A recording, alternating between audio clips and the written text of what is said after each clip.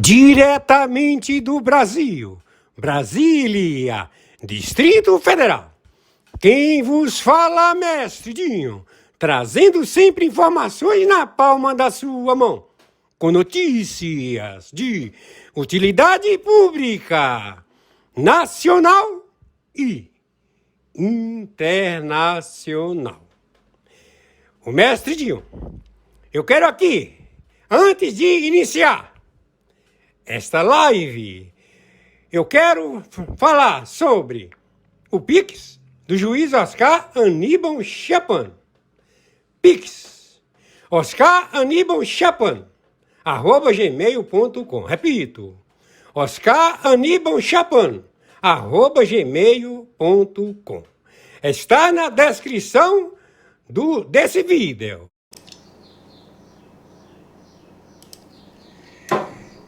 Meus amigos e amigas patriotas, quem vos fala, mestre Dinho, trazendo sempre informações na palma da sua mão, com notícia de utilidade pública, nacional e internacional. O assunto, o tema, o mestre Dinho, eu estou aqui no site da Gazeta do Povo, hoje, terça-feira, 2 de dezembro do ano de 2025. Tema: Moraes em tensão. Ramagem pode ter cartas na manga nos Estados Unidos. Vamos lá, meus amigos e minhas amigas, ok? A repórter está aqui esperando. Opa, aquilo ali foi uma propaganda. Vamos agora, em nome de Jesus. Vamos agora. Vamos lá. Fred, agora a gente vai receber aqui Marco Antônio Costa no Sem Rodeios. Boa tarde, Marco. Bem-vindo novamente. Boa tarde, Mari, Fred. É sempre uma honra, um prazer estar com vocês aqui no Sem Rodeios. E, para variar, né? É o Brasil monotemático, né? Até alguma coisa acontecer, vai ser Brasil monotemático. E acho que a galera do regime tem que começar a entender isso, que a gente não vai largar o osso. Esse osso é nosso.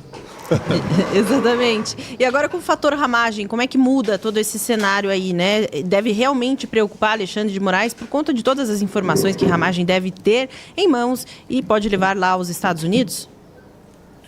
Eu não tenho dúvida que o Ramagem ele vai contribuir definitivamente com a experiência dele, com a história, com a quantidade de informações que ele coletou ao longo desses anos, também no governo Bolsonaro. O relato dele incrementa tudo que foi feito e costurado e trabalhado pelo Paulo Figueiredo, pelo Eduardo Bolsonaro. Quer dizer, você percebe que é um movimento de recrudescimento. Ele se recrudesce, ele se fortalece, ele se intensifica. E aqui fica o chamado moral para os demais denunciantes. Onde estão os outros denunciantes que podem encontrar guarida nos Estados Unidos da América para delatar e para expor o ditador e, claro, contribuir para a delimitação das sanções que sejam retirada de visto, que sejam Magnitsky. Existe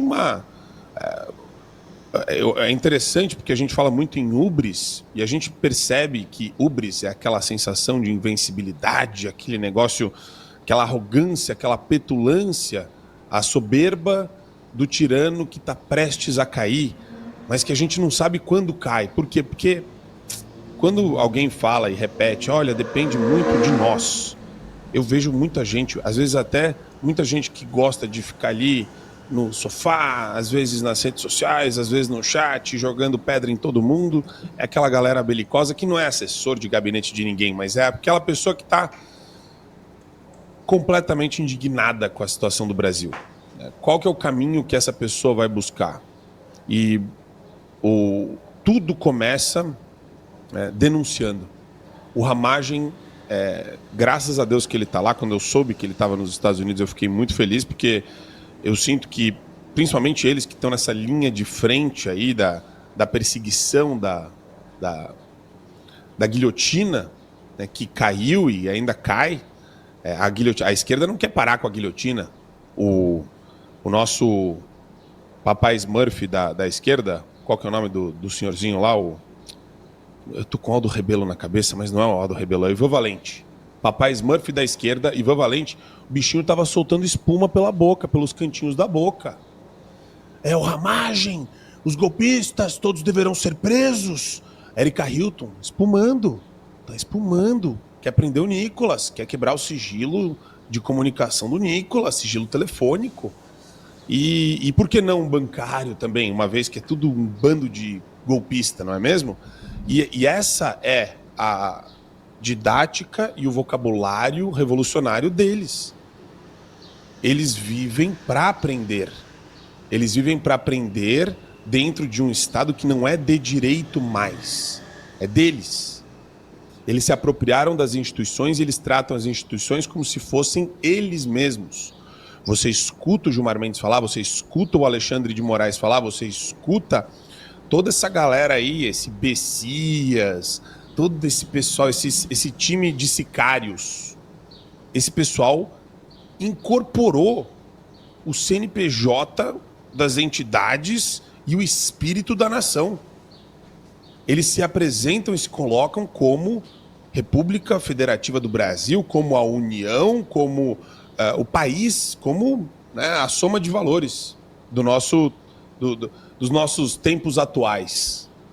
E isso daí a gente tem que acabar com essa farsa, né? Uma vez por todas, porque isso não só é uma corrupção institucional que precisa de imoralidade, que precisa de crime para se manter. A gente tem que quebrar o ciclo vicioso que é alimentado por essa turma da esquerda doente mental. Agora, para fazer isso, muita denúncia, muita organização nossa e uma concepção de que essa guerra vai durar muito tempo, gente. Isso daí vai durar muito tempo. E eu não estou aqui querendo jogar água no chope de ninguém. Pelo contrário, eu gosto da briga, eu gosto da luta. Ela precisa continuar, mas a gente precisa saber. A gente veio para um jogo do quê? De começo de União Soviética ou de final de União Soviética? Onde que a gente está? A gente está no começo? A gente está no fim? Eu gosto de pensar que estamos no começo. 7 anos. Né? E não de União Soviética, porque a estrutura toda no Brasil, desde 88, é zoada. Tá? Eu estou usando aqui a simbologia da abertura do regime pelo inquérito das fake news. Tá? 2019.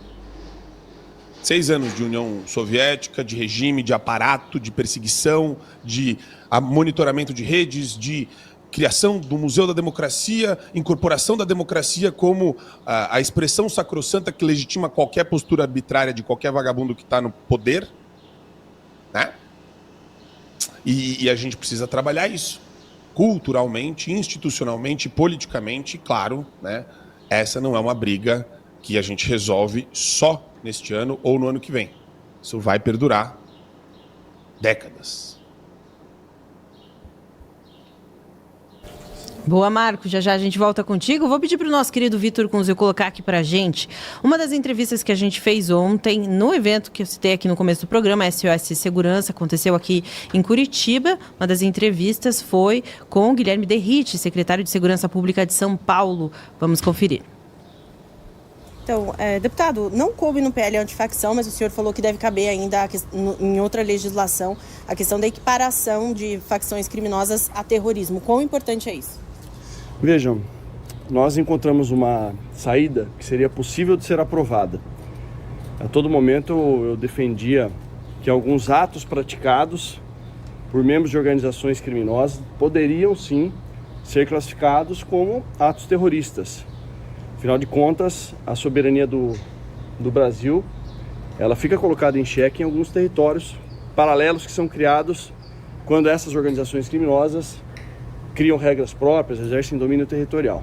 Em face disso, e como criou-se uma polêmica muito grande, principalmente uma narrativa falsa de pessoas que não leram o meu parecer, desde o primeiro parecer, em momento algum, eu estava retirando prerrogativas da Polícia Federal. Até porque a Polícia Federal tem suas prerrogativas previstas no artigo 109 da Constituição. Para retirar a prerrogativa, deveria apresentar uma PEC, não uma lei ordinária.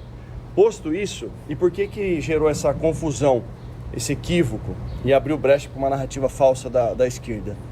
Porque a lei antiterrorismo é uma lei que expressamente prevê que as investigações dos atos terroristas são exclusivamente investigados, processados e julgados pela Justiça Federal. Que os crimes praticados por membros de organizações criminosas como Comando Vermelho, como o PCC, continuariam sendo investigados pelas polícias estaduais e pela Polícia Federal. Aí deu a brecha aí para que a esquerda criasse falsamente essa narrativa. Mas para evitar qualquer tipo de problema, esse é um ponto, mas o principal ponto poderia ser que no Senado o projeto não avançasse, permanecesse na lei de terrorismo e fosse contestada a constitucionalidade dessa legislação na Suprema Corte. Sabendo desse clima, e para a gente, o mais importante, vejam vocês, é que nós entregássemos para a população brasileira uma legislação capaz de punir adequadamente. Se vai estar dentro da lei de terrorismo, se vai ser uma lei autônoma, o que importa é que entregasse uma ferramenta capaz de punir adequadamente crimes ultraviolentos. Nesse contexto, criamos essa lei autônoma, pensando lá na população que vive à mercê do crime organizado, e aí o projeto avançou. O projeto ele pôde avançar com 11 novos tipos penais, com 11 qualificadoras que aumentam penas e com várias inovações aí dentro do ordenamento jurídico. E aí no final eu mencionei que o projeto, a classificação, ela não deixa de ser factível e execuível no futuro próximo, porque o projeto de lei do deputado Danilo Fortes do Ceará tem requerimento de urgência e não foi arquivado. Houve um pedido de apensamento, né, como se fosse apensamento quando um projeto é anexado ao outro. Esse pedido de apensamento foi negado, mas o projeto do deputado Danilo Fortes, que ele tem requerimento de urgência, pode ser pautado a qualquer momento no plenário. Falando sobre o combate à criminalidade, como que o senhor analisa a ação integrada da polícia, como acontece aqui no Paraná, polícia militar, civil, federal, rodoviária, no combate à criminalidade, que é o principal foco aqui do encontro? Olha, isso é muito importante. O Paraná é um grande exemplo de quando se fala em segurança pública. Aliás, eu tenho um grande parceiro aqui, que é o Coronel Hudson Teixeira, o secretário de Segurança Pública. É um dos mais respeitados do Brasil, talvez seja um dos meus maiores aliados como secretários. Nós juntos criamos em 2023 um grupo chamado SUMASP, que reuniu Rio Grande do Sul, Paraná, Santa Catarina, São Paulo e Mato Grosso do Sul. Nós proporcionamos a troca de informações de inteligência entre os estados via o sistema de inteligência, operações nas fronteiras, encontros com o secretário de Segurança, delegados gerais, comandantes gerais das polícias. O primeiro encontro foi no Paraná, o segundo em São Paulo. Inclusive, fruto dessas reuniões, alguns apoiamentos eles aconteceram. Um deles foi a proposta lá, o apoio para que a proposta que colocou fim à saída temporária de preso andasse, contou com o apoio do senador Moro também lá no Senado, enfim. Então, quando se fala em combate ao crime, segurança pública, automaticamente a gente tem que pensar numa rede colaborativa. Rede colaborativa prevê obrigatoriamente a integração entre as forças policiais, Polícia Civil, Polícia Militar, Polícia Federal, Polícia Rodoviária Federal, outras instituições como Receita Federal. E lá em São Paulo, como aqui no Paraná também funciona muito bem, é uma parceria de décadas, que é a parceria com o Ministério Público na figura do GAECO, que é o órgão especializado do Ministério Público que faz essas investigações aí no combate ao crime organizado. O Paraná é uma grande referência, sim. Mas por que a insistência em relação à PEC da segurança do governo federal, já que essa integração é tão importante para isso? Não tem resistência, é que assim como o PL 5582, o governo federal mandou um projeto muito ruim. A intenção do governo é boa, o problema é que o texto que eles mandam é muito ruim, porque eles têm dificuldade com o tema. O governo federal, o atual governo federal, tem uma visão romântica do crime da segurança pública. Não fui eu que falei, foi o presidente da República que falou que o traficante é uma vítima. Foi o próprio presidente da República que falou há pouquíssimo tempo atrás que não aguentava mais ver os policiais oprimindo o jovem que roubava um celular para tomar uma cervejinha. Foi o ministro da Fazenda, senhor Haddad, que falou, quando era candidato a governador do estado de São Paulo, recentemente, na última eleição, que a política de segurança pública ele ia promover a política de desencarceramento em massa. Então o governo federal tem muita dificuldade, porque eles têm uma visão de mundo diferente. Eles acham que o bandido é um coitadinho, vítima da sociedade. A PEC da segurança pública enviada, eu sempre disse, assim como o projeto, o PL antifacção, é uma janela de oportunidade. Pega aquele texto horrível que o governo federal manda e ele pode ser transformado, como deve. É função, é a missão, princípio e constitucional do parlamento. Então, a PEC da segurança pública é uma janela de oportunidade, está sendo relatada por um brilhante deputado, que é o Mendonça Filho, E eu tenho certeza que ele vai apresentar um relatório, está previsto apresentar o parecer dia 4. Tenho certeza que vai ter muita coisa boa. Vou dar só um exemplo que é importante. O governo federal ele quis colocar ali, para que os estados pudessem acessar o Fundo Nacional de Segurança Pública, diretrizes de naturezas obrigatórias, ou seja, o governo federal quer que o governador Tarcísio de Freitas cumpra a diretriz de natureza obrigatória e repassa para São Paulo 49 milhões de reais por ano, de um orçamento que na Secretaria de Segurança Pública tem 34 bilhões de reais de orçamento, aí para eu acessar, ou seja, o governo federal quer dizer o que o estado de São Paulo deveria fazer na área de segurança pública. Então, nesse contexto, essa PEC é uma janela de oportunidade para mudar essa visão equivocada que o governo federal tem, mas sem dúvida alguma, promover a integração. Eu tenho certeza que o deputado Mendonça Filho, que é um parlamentar brilhante, vai conseguir, no seu parecer, estimular essa integração tão necessária para combater o crime organizado. Valeu. Boa. Marco Antônio Costa. Ali no começo da entrevista, né, até questionei o Derrite sobre essa questão, né, de equiparação de facções criminosas a terrorismo, a importância disso, e ele deixou claro novamente que isso só ficou de fora dessa vez para não ter dificuldade de repente, ser aprovado o projeto e de seguir aí ao Senado também, sem ter tanta dificuldade no Senado igualmente. Como é que você vê a importância de repente, uma outra legislação garantir aí essa equiparação de facções criminosas a terrorismo, e como você acha que o PL antifacção deve ser recebido no Senado, já que Davi Alcolumbre garantiu que na semana que vem vai para votação? Eu quero a proliferação de projetos e ideias maravilhosas para acabar com privilégios que não são garantias penais, são privilégios travestidos de garantias ou de o quê? Direito do presidiário, quer dizer, não. Acho que a gente tem que mostrar que o mundo de quem entra no sistema carcerário não é o mundo de alguém que a gente vai passar pano, a pessoa que precisa meio que se ajeitar na vida. Quem está no sistema carcerário, né, e daí é sempre importante a gente frisar, né, e a desgraça de um país que tem um regime de exceção é que você mistura no sistema carcerário preso político com vagabundo traficante. E você reina sobre este caos. Tá? Então, esse é o nosso sistema carcerário hoje. Mas o que a gente precisa fazer, mesmo no meio de toda essa loucura de perseguição política e de tratamentos concedidos aos presos e a fama do preso na cabeça do jurídico médio, do juridiquês médio, do advogado médio, né? A ideia de ser, né, transigente, ou de você transigir com o crime e a criminalidade, de você ser um emasculado, de você ser um frouxo, de você ser aquele cara sentimentaloide que quer abraçar o assassino antes de saber o nome da vítima.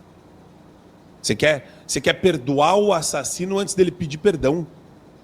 Essa é a lógica das universidades, essa é a lógica da esquerda. A esquerda perdoa o assassino que não pediu perdão para ninguém. Ele matou, sequestrou, abusou. A esquerda não está preocupada com esse cara. A esquerda está preocupada com controle, com o discurso, a narrativa que vai embalar o controle. E o que ela faz? Na verdade, ela não está preocupada com criminalidade nem nada do gênero. Ela usa a justiça social misturada com o vitimismo também, desse negócio do coitado do bandido que não teve oportunidade, porque nós damos oportunidade, né? A gente tem que sempre olhar para depois da vírgula. Depois da vírgula tem nós trazemos a solução, vote na solução. Vote na solução. Nós somos a sua solução. E daí, sabe, quem não percebe o cinismo, a canalice, a hipocrisia desse discurso? Daí você vê uma legislação penal e processual penal que, num Estado de Direito, precisa ser com tratamento adequado e com o palavreado adequado. Eu tenho um pouco de... E aqui eu aplaudo, então, todas as iniciativas do Derrite nesse sentido, e eu acho que pau na máquina, graças a Deus que ele está conseguindo fazer isso andar, mérito dele, belíssimo trabalho. Quanto maior for a punição, melhor. Qual que é o debate número 2 que deveria vir depois disso? como a gente transfere todas as competências legislativas para os estados e dá uma banana para a União. Que tal a gente começar este debate de real libertação, de não ficar conectado e preso ao deputado, e nada contra, do Mato Grosso do Sul, do Rio Grande do Sul, do Ceará, da mesma forma eles não ficarem presos a nós, quando for tratar de punição para vagabundo. Eu acho que cada estado tem que saber e definir como puniremos vagabundos. E o legal é que o Derrit está trazendo essa temática, esse debate de maneira técnica, de maneira aprimorada e puxando essa carroça que a gente tem que continuar, né? O que vem depois disso? A gente tem que pensar sempre nesses passos. Como que a gente não depende de uma legislação penal e processual penal esquizofrênica pró-bandido? Então vamos começar desconcentrando o poder, né? Aí é o seguinte, a galera que votou na esquerdalha no respectivo estado vai sofrer com tratamento bonitinho, cheio de privilégios para criminoso e vagabundo. Aí a gente começa a enxergar, né, melhor as estatísticas, a gente começa a enxergar melhor, a gente começa a ver realmente, né, o que o Teatro das Tesouras escondeu por tanto tempo das nossas vidas, que é muito básico. Estado que prolifera a mentalidade esquerdista, vagabundo se sente à vontade para cometer toda sorte de crimes. É isso que vai aparecer.